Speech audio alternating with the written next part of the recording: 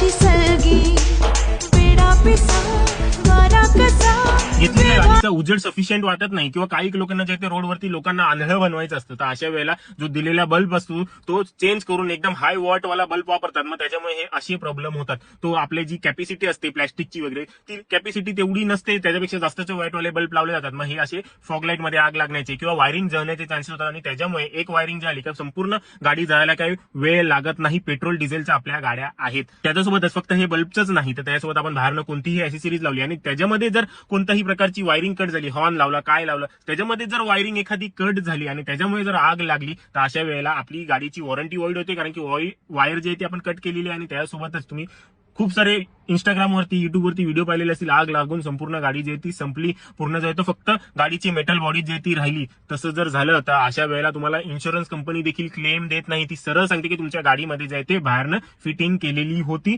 आणि त्याच्यामुळे ही आग लागलेली असावी असं सरळ सांगून रिजेक्ट केलं जातं. त्याच्यामुळे कपलर टू कपलर कुठली फिटिंग असेल तर ते ठीक आहे, परंतु जर वायरिंग वगैरे कट होत असेल आणि त्यासोबतच हे असे हाय व्होल्टेजचे बल्ब वापरणे जे आहेत ते अवॉइड करा. कंपनी जे देते ते फार सफिशियंट असतं. नाही असलं तरी फक्त 10% 20% जे आहेत ते त्याच्यामध्ये वाढ करा. त्यापेक्षा जर तुम्ही जास्त जाल तर तो व्होल्टेज जे आहे ती बॅटरी तिच्या वायर वगैरे जे आहेत ते सहन करू शकणार नाहीत आणि त्याच्यामुळे अशी आग लागण्याचे चान्सेस होऊन जातात.